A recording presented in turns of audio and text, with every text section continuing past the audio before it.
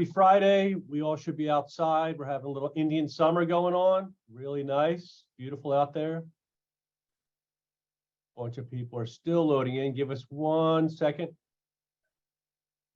And all right, so I'm going to roll, and I think there will be more people joining us, but thanks so much for coming. Just initially, a shout out to all of you who attended CAI's New Jersey conference and trade show this month. We really appreciate it.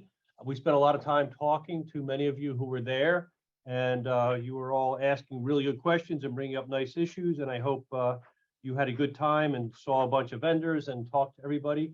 I saw Julie McCutcheon at the trade show for the first time in, my gosh, 3-4 years. It was nice to see Julie. I think she's on the call with us today, so a shout out to Julie.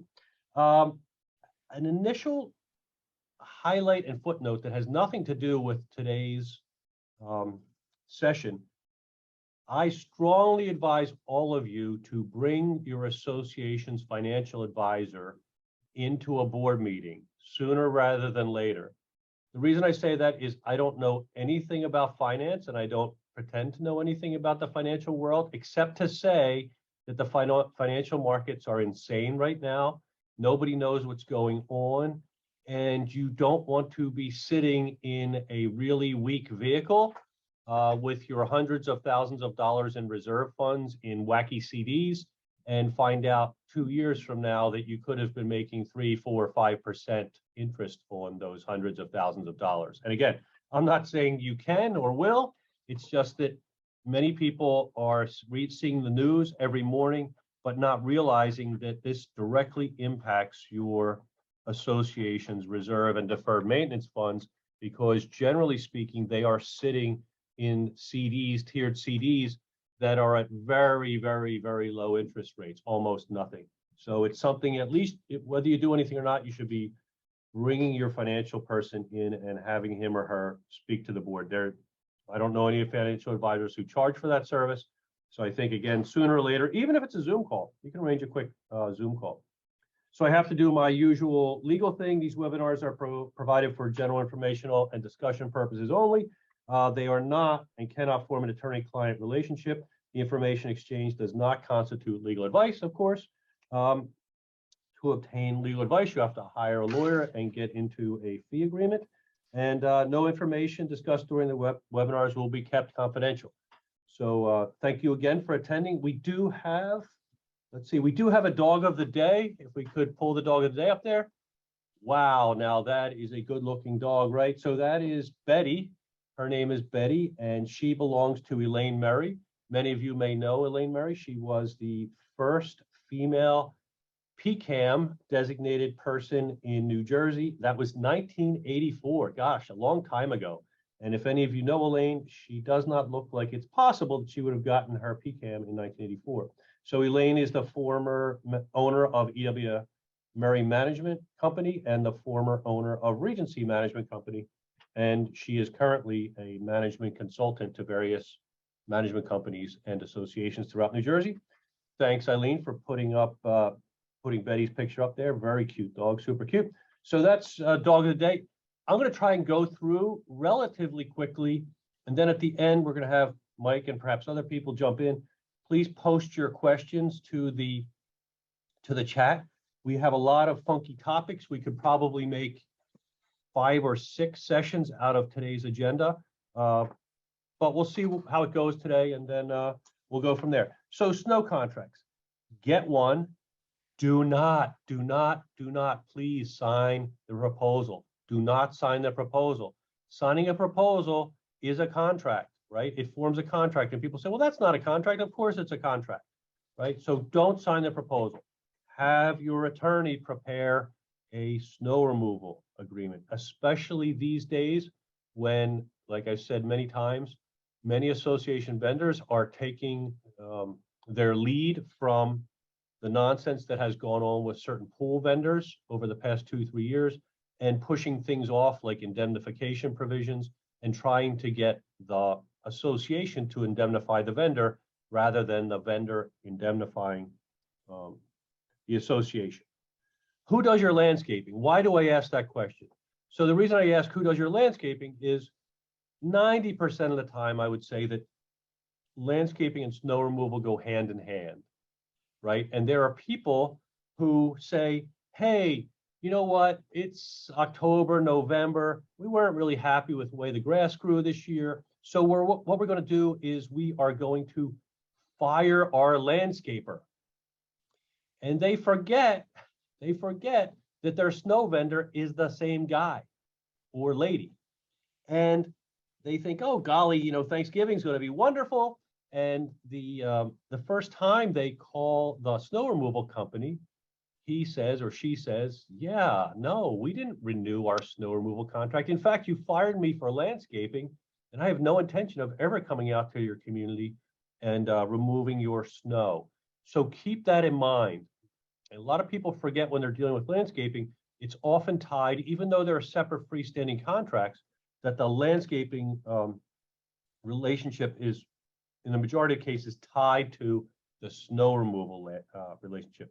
Most landscapers do snow removal or see snow removal as a necessary evil rather than a freestanding profit center. You see what I'm saying? So they make their money, generally speaking, in the big time landscaping. In a great year, they may make a win. There's Julie. May make a windfall on the snow removal, but most times they see it as just a necessary evil, as doing part of their landscaping job. Term and termination. Why do I have term and termination in there as a separate item? Term and termination is usually a very easy thing to do with respect to the contracts we write.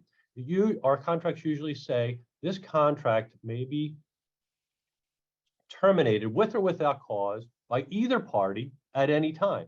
That sounds wonderful, great, right? Awesome. We can get out of this whenever we want. You don't want that in a snow removal agreement. Why? Because you're sitting in February and the snow removal vendor goes, you know what? I'm not feeling it for this community. In fact, I'm losing money. And in the first week of February, they terminate their relationship with you.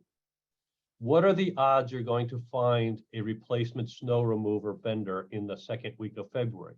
Zero, right? Zero. So be careful when you're talking with your attorney, or if you're not dealing with an attorney, you're writing your own contracts, which I am not in favor of, that you be very careful of the termination provisions. So for example, many other snow removal contracts, you'll see snow removal contracts that say it can be terminated with or without cause upon 30 days notice. Well, you don't want 30 days notice for a snow removal contract termination, right? Because if a guy shows up and does a really poor job in your parking lot or your roadways, you may want to terminate him right then, right? And the same thing goes, many contractual languages in the forms supplied by the vendors say the vendor has a right to cure within 7 days or 10 days or 15 days. So that's insanity, right? Because if he comes through, plows your area, doesn't do a good job, and you say, wait a second, you failed, you breached your agreement, you didn't clear the spaces the way you're supposed to. He goes, well, that's nice. I have 7 days to cure my shortfalls. That's lunacy, right? Because you're going to have ice and hazards and snow and bad parking lots where you can't put cars in, etc. So you have to be very, very careful about the term and termination, when it can be terminated, who can terminate it, how long it takes to terminate it, whether or not there's a right to cure. And generally speaking, you don't want a right to cure, but if you're going to have a right to cure, it has to be like 3 hours, 2.5 hours, right? So that your manager walks out to the site and says, wait a second, this isn't right. He piled all kinds of snow into the entranceway. The cars can't even get around the corner. No way an ambulance would ever get in here. This guy's got to be out of here within 2 hours. Otherwise, we have to try and get one of our other vendors to do it, if you can. But again, you got to be cautious in terms of terminating snow removal contracts. Hey, Fran, I'm sorry? just along those same lines with Yeah. termination. So we've come across situations where the snow removal vendor, if possible, they try to maintain a right to terminate their contract within a week or so. We never want to have that happen, because here's what happens. They get proposals out there to all the various commercial properties also. And when they pick them up, oftentimes they'll pay more than the community associations. And the storm is coming. they're going to treat them first, and they're going to deal with them first and try to get out of your contract if possible. So it's really important that they do not have a short window to terminate. Yep. So that's, again, keep that all in mind. It can be tricky. It can be tricky to negotiate, but you really have to protect yourself. Per inch per storm. This is the fee structure, right? So most association contracts are per inch per storm. So there will be a cost per inch of snow. There will be, it'll go up in gradients, if you will, snow removal. Sometimes there will be, not sometimes, most times, there will be a separate provision for excessive snow over, say, like 2.5 feet, right? Most times there will be a separate hourly charge if it's over a certain depth, and it requires special equipment. So you'll see like a front loader at a per hourly charge, a front loader operator at a per hourly charge that is not under the normal service agreement. In addition to that, you will see snow and ice mitigation treatment, generally speaking, as a flat charge, but they may have a separate charge if you go over a certain amount of material or a certain number of call outs, right? Because one of the most challenging things for property managers is not just the initial plowing, but it's the melt and refreeze, right? The melt and refreeze at night when you see situations which people call black ice in the parking lots and on the roadways and on the walkways, because the walkways appear clear, but the ice melts during the day when the sun's beautiful after the snowstorm's over, and people have slip and falls all over the place because there wasn't follow-up ice mitigation. So sometimes there's a salting charge, and then there's a revisit charge or a resalting. And I'm using the word salt generically right now. I'm not suggesting you use salt, but so that's the per inch. That's usually the structure. One thing about the so-called snow insurance versus the per inch per storm type of structure is there's a risk with that, right? So there's not really something that's called snow insurance, although there may be a product out there like that now. Generally, what they're referring to when they say snow insurance, it just means, hey, if you give us $70,000, we will come out and remove the snow within your community for every storm from this period to that period, for the year or what have you. And some people refer that as to snow insurance. It's a flat charge paid over time, not a per inch per storm charge. Just says, hey, we'll be there, whether it snows or not. And some people really like it because it makes their budget solid, right? The problem that I first encountered with this was in the mid to late 90s when I think it was like 1996, maybe 1997, we got some crazy storms, and people were involved in that so-called snow insurance payment, right? So snow vendors love that when you have no snow in the winter, right? You pay me $50,000, whether it snows or not, awesome. There's no snow, I just put 50 grand in my pocket for doing nothing. Fantastic. They hate it, however, and this alludes to Mike's comments earlier, when it snows like crazy the entire winter, right? Because they're like, wow, I've already invested $50,000 of my company's resources in this community, and I have office buildings down the street knocking on my door saying, hey, can't you come and bail me out? The scary part about that is, like I said, in the mid to late 90s, I had snow removal vendors walking away and doing no-shows at some of my communities when they were under a, quote, snow insurance type agreement. They were just no-shows because they were making so much money in the commercial space that they actually walked away from the agreements. So you just have to be a little careful about that. You have to make sure you're dealing with if you're going to go down with that road with that type of structure, make sure you're dealing with a very, very reputable vendor and one that's very, has a close relationship with your management company or manager.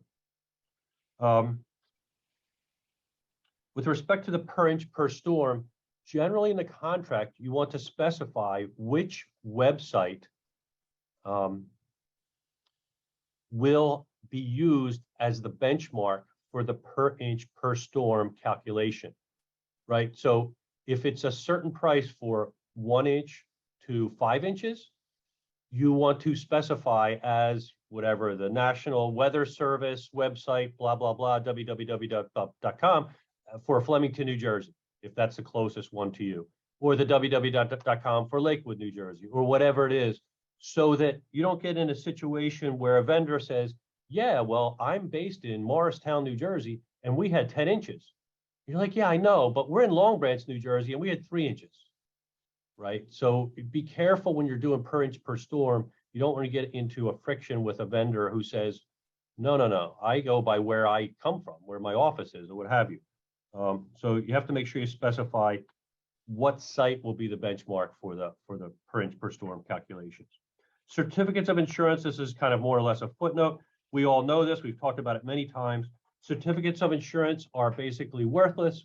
In theory, they are just statements from an insurance company that yes, that vendor has insurance. Additional insured status, however, basically says that the association is an additional insured under the vendor's policy. And if there's a problem, the association can bring a direct claim against the vendor's insurance policy. Much stronger position to be an additional insured on a policy. It also gives you the right to receive certain notices under the policy should the vendor fail to pay the insurance premiums for that policy. So again, a lot of this is kind of annoying stuff because it's crossing the T's, dotting the I's, but it's very important stuff from a property management standpoint and a vendor relations standpoint. Who makes the call and when? Who makes the call and when? And what do I mean by that? So some associations have contracts and relationship where the association has something called like a snow captain or a weather captain, and that person makes the call as to when the snow vendor comes out and does snow removal. Some have an association manager who makes the call. Some have a situation where the vendor himself or herself makes the call. So you just have to decide that because you want to make sure you have someone responsible for making the call, right? Because, you know, the old poem, someone, anyone, no one. Someone, anyone, no one means no one does it. And you wake up at 4 o'clock in the morning when everyone's getting ready to go to work and nobody has called the vendor to come out. And the vendor goes, hey, our arrangement says you call me. So I didn't come because nobody called me. So someone, anyone, no one does not work in terms of snow removal call. The one thing you have to keep in mind, if you want to keep the power for call out in the hands of the association, is generally the vendor will want to put back some of the responsibility for liability on the association, right? Because if they say, hey, wait a second, if we're not doing snow and ice mitigation, unless you call us, you have to be responsible if there's an incident when you haven't called us out, right? And then if the vendor is the one making the call as to when there will be snow and ice mitigation, then the vendor should be 100% comfortable that they will be liable if there's a problem. Where do management and the board get concerned with this type of arrangement? Putting the power in the hands of the vendor, right, opens the door to the vendor coming to your site every time they see a snowflake and you have 2 inches of salt out there or 2 inches of calcium out there because they salt, snow, and plow like crazy. And managers get the phone call. Why is a guy running snow plows around our roads when there's nothing on the ground and all I can hear is scraping? So you do have to have a balance with that. Like I said, vendor relationships are very important. You don't want to have a relationship with fly-by-night vendors, and you want to make sure there's a good relationship with the vendor, the manager, and the board. Notice to insurance carriers in case of incident. Again, you've heard me say this time after time after time. If somebody comes in and says, I fell and broke my wrist or what have you, I fell in the snow, I slipped out there, even if they're the nicest, most wonderful people in the world, my view is you report it to the carrier. Because we've had numerous cases where people come into the management office, they fall, they say, I really hurt my wrist, but I'm fine. I would never make a problem for the association, blah, blah, blah, blah, blah. And then 1 year and 364 days later, the manager is served with a complaint, with a lawsuit for personal injury based on the association's failure to properly mitigate snow and ice. Immunity amendments to the bylaws. We've talked about this before. Maybe I should do a separate Friday with Fran on this. So if you haven't done so already, most of you I hope have, but if you haven't done so already, speak to your attorney, hopefully it's us, to amend your bylaws to provide that the association is immune from claims for bodily injury for simple negligence. Simple negligence. That will help you with your insurance claims history, right? The immunity statute allows your bylaws to be amended so that the association is not liable for bodily injury if it's just a simple negligence claim. The association will still be responsible if it's gross negligence or purposeful act. To amend your bylaws to have the immunity statute apply, you need 2/3 of the membership to vote in favor of that amendment. Okay, so that it cannot be a Radburn, amendment, even though it is a bylaw amendment because it's a separate statute. In addition, for those of you who are in new construction communities, this hasn't been decided as far as I know in case law, but there's an argument that even if the association's developer puts the immunity statute in the original public offering statement, declaration, etc., the association should still vote by the homeowner members for 75%. I'm sorry, after 75% is sold out, for 2/3 approval, because the statute, at least in my opinion, seems to strongly suggest that the developer really doesn't have the power to insulate the association from bodily injury liability. The other things that people should know, and this issue has come up a lot in the post-COVID world, so it seems like every association member these days is interested in suing their association, if not their management company or their lawyer or their board members. Keep in mind that this immunity statute applies to bodily injury.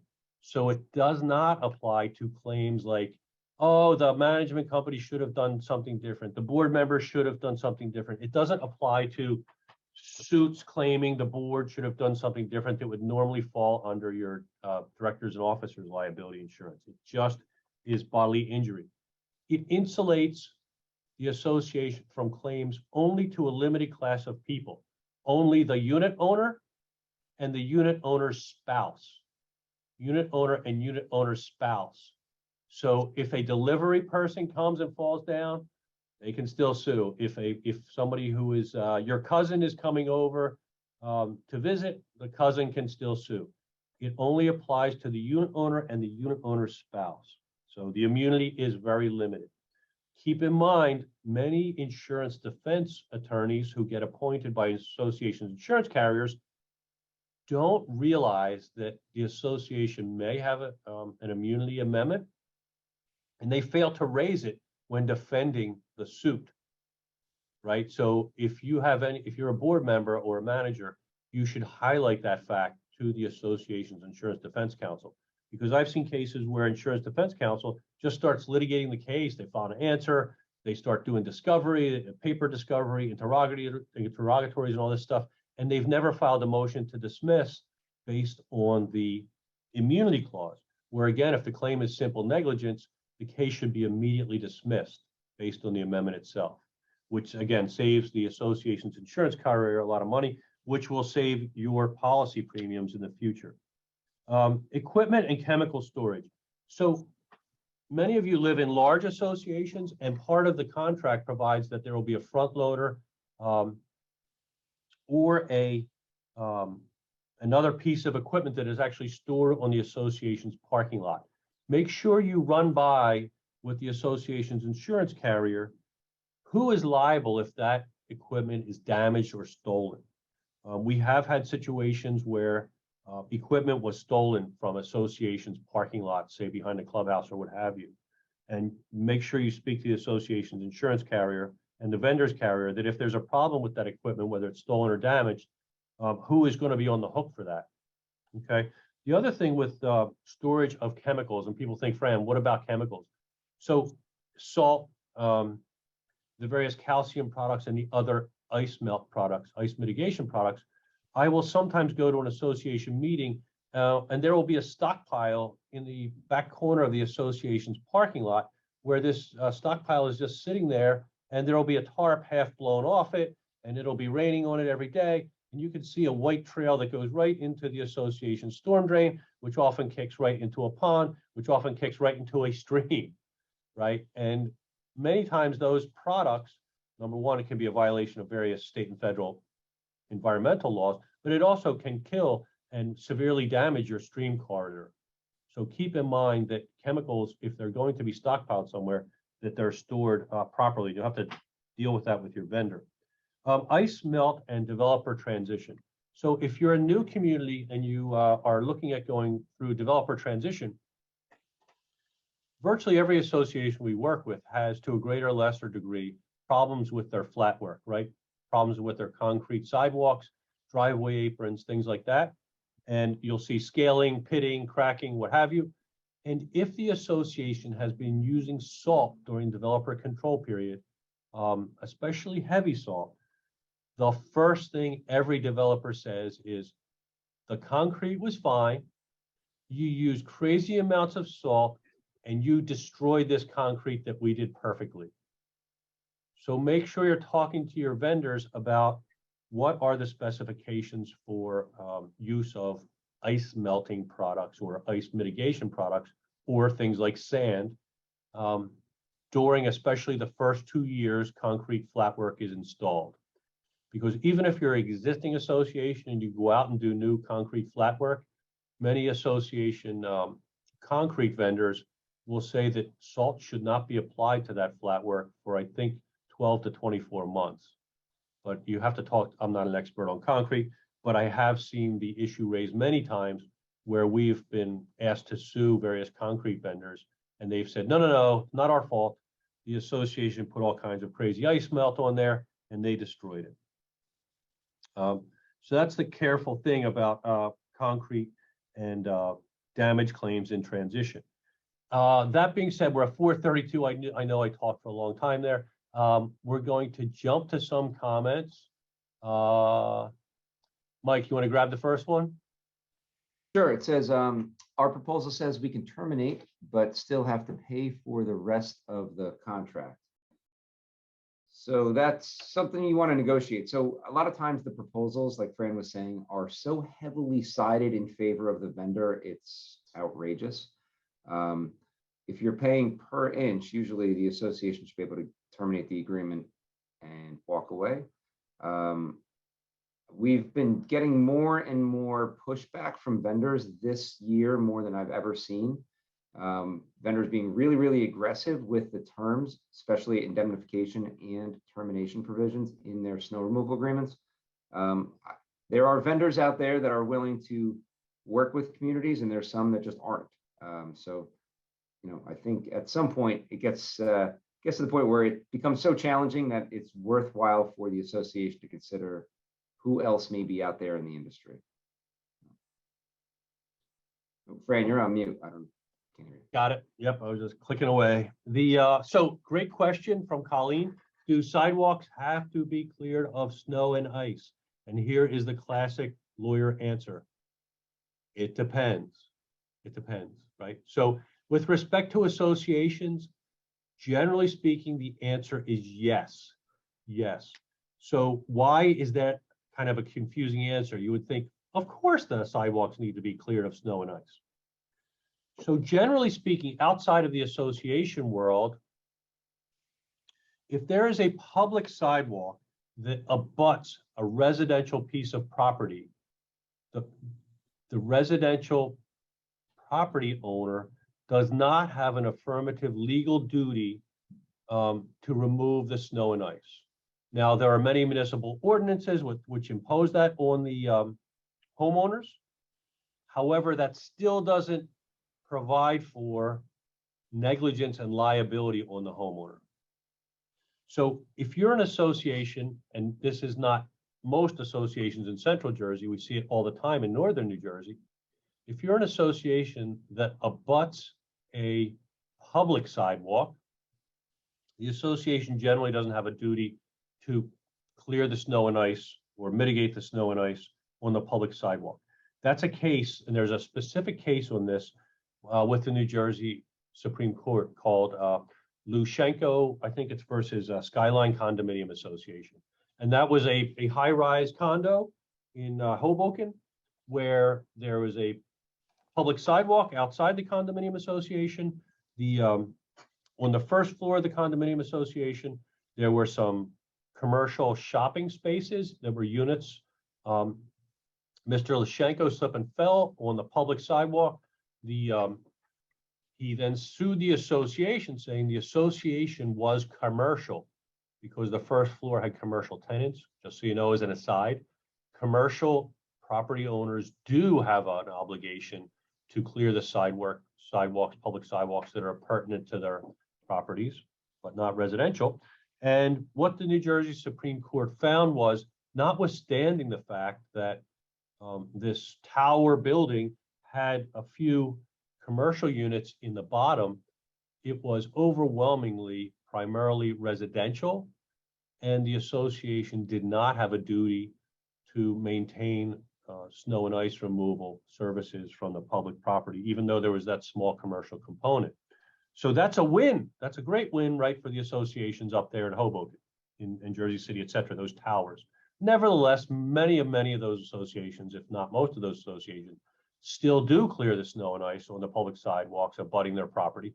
Why? Because their people still have to go to work and go out and shop and do other things that are reasonable to do. Keep in mind, though, if you do the snow removal, you must do it properly. So if you don't have a duty, but you assume a duty, you're on the hook for that duty to do it properly, right? And if you don't, you will get sued. The flip side of that case is a case from Plainsboro called Kwan versus the Villas at Cranberry Brook Homeowners Association, which is, I don't think in Cranberry, but I think it's in Plainsboro. And after the Lashenko case came down from Hoboken, there was a woman cutting across this homeowners association in Plainsboro, and she was cutting through a sidewalk within the association. She slipped and fell, sued the association. The association, no, wait a second. Just like you, Lushenko, we're going to say we don't have to clear our sidewalks. We're a residential community. And the Supreme Court, it went to the New Jersey Supreme Court again. The Supreme Court said, no, Mrs. Kwan, you're totally wrong about that, because this is a sidewalk that's not a public sidewalk. It's a sidewalk within the bounds of the association. It's not out there in the public right of way. It's not next to the road. Excuse me, you were cutting through. The association has an affirmative duty. This is to Colleen's question.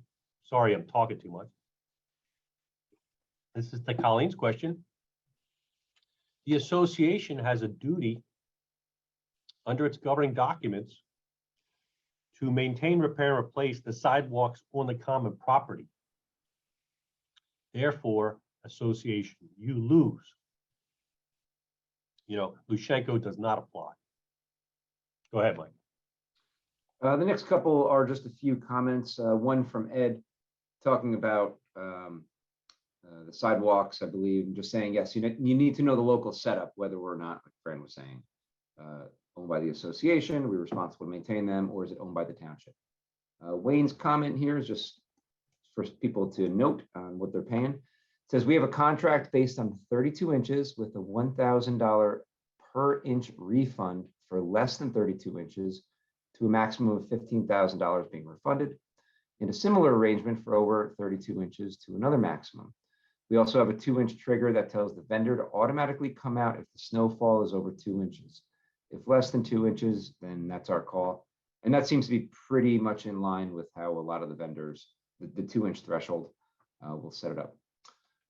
Fran, the next question says, our vendor wants to know if we want treatment more than 24 hours in advance. Is that reasonable?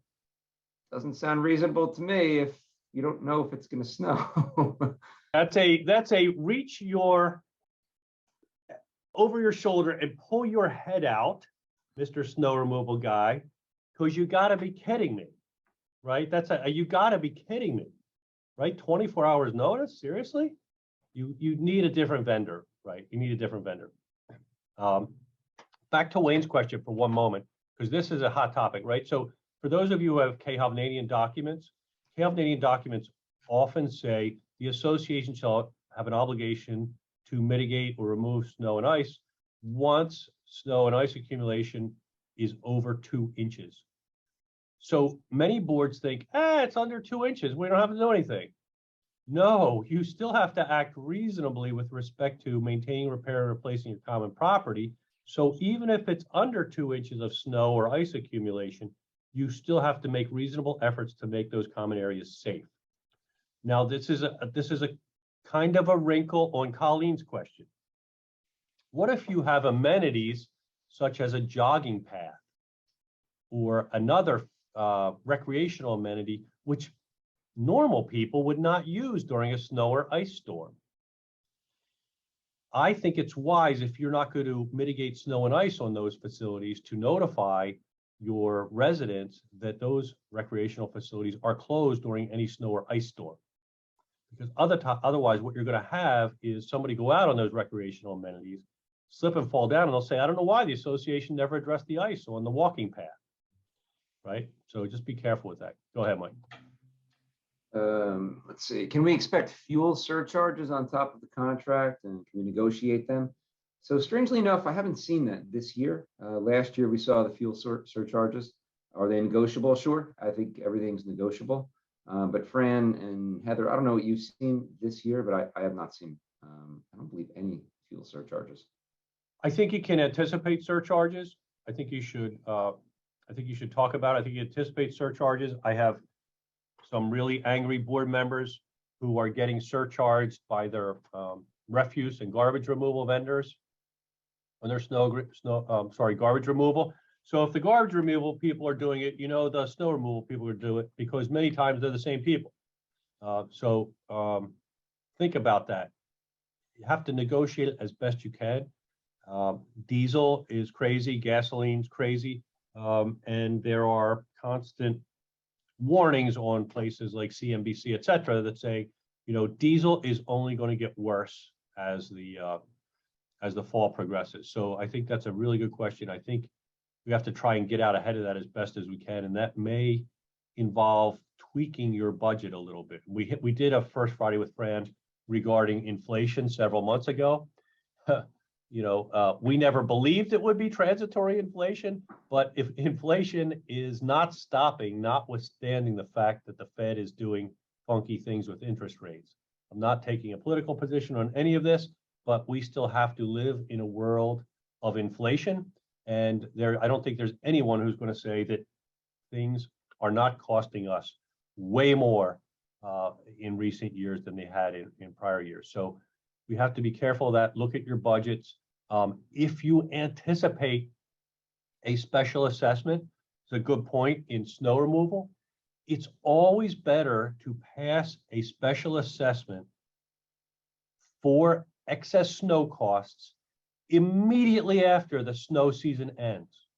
Immediately after, because people are cool with it. I'm not saying they're cool with it, they're still unhappy about it, but at least they can immediately remember, oh my gosh, the snow was crazy, we couldn't believe it, and they're better with it. If you wait until July, August to pass a snow assessment for a snow removal shortfall in your budget, people are going to lose their minds, because July, August, September, they've forgotten about the snow. I can't believe, why are you trying to hit us for the snow removal charge now? This isn't fair. It's ridiculous. There was no snow this winter.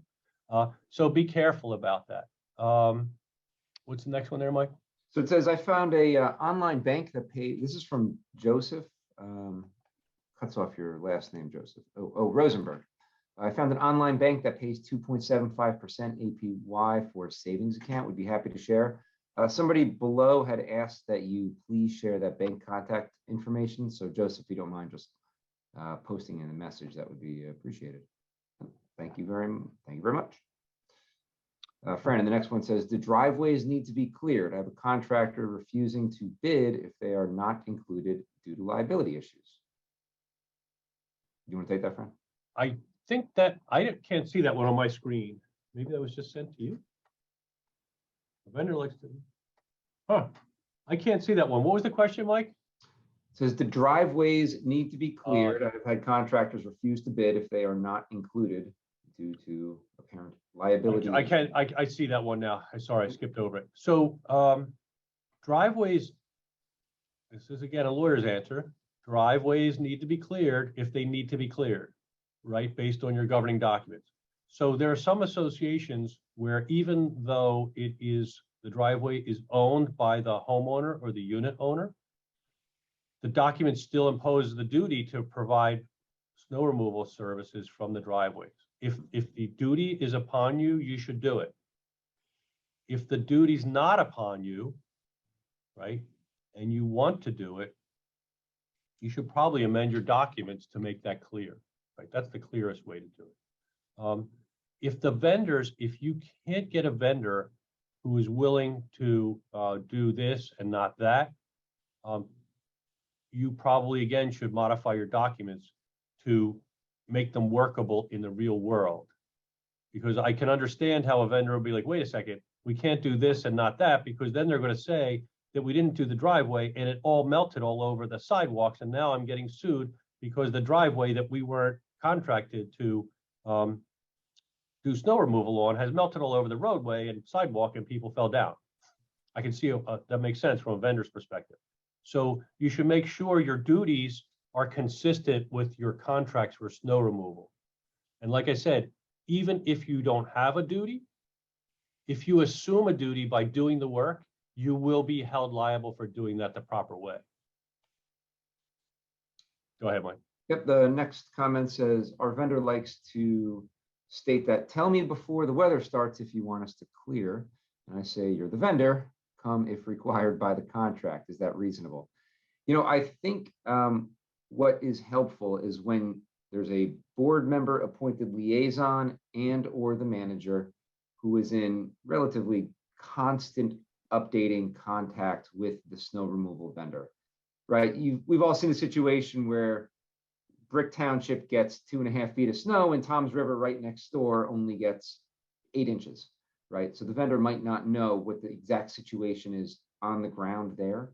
And I think it's gonna be more or less the constant update, like Fran keeps saying, if we have an obligation to do it, we have an obligation to do it reasonably and properly.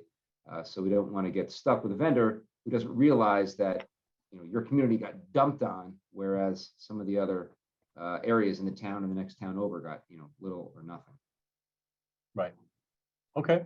Our contract specifically prohibits fuel surcharges. That's awesome. That's awesome. As long as your snow vendor is going to show up. Right? Because if a vendor gets into a position where it makes no economic sense for them, they're going to walk away and say, sue me. I hate to say that, but a lot of vendors will do that. They're like, you know, the contract is just not working for me anymore. They're going to walk away and say, sue me. Because again, they're going to make more money up the road. So all of these things are relationships, and you have to work as best you can within the relationship. We're all used to that now from dealing with the craziness with the pool contracts, right? We try to work as best we can with sometimes limited success, sometimes total failures, in fact, but we got through it. Joe gives the contact information for that bank. I'm not endorsing anybody or any banks, just so everyone knows that. I think that's the last question. We had more than 80 people today, which is awesome. So a couple things to wrap up. As you know, I don't get political on this, but I will say, please vote, please vote, please vote. I don't care who you vote for, what party you vote for, what person you vote for. Please get out there and vote. You gotta vote. You gotta vote. If you don't vote, your vote doesn't count. And all you're doing is complaining in a vacuum, right? So you hear everyone all the time complaining, and then people don't vote. So please, please, please get out there and vote. The last thing is I will not see you before then. So I want to make sure everyone has an awesome Thanksgiving. We all have a tremendous amount to be thankful for. Knock on wood, we've made it through the worst, it seems, of COVID. And I look forward to a great 2023. But have a great Thanksgiving, and I will see you in December. So have a great weekend and hope to see you soon. Take care.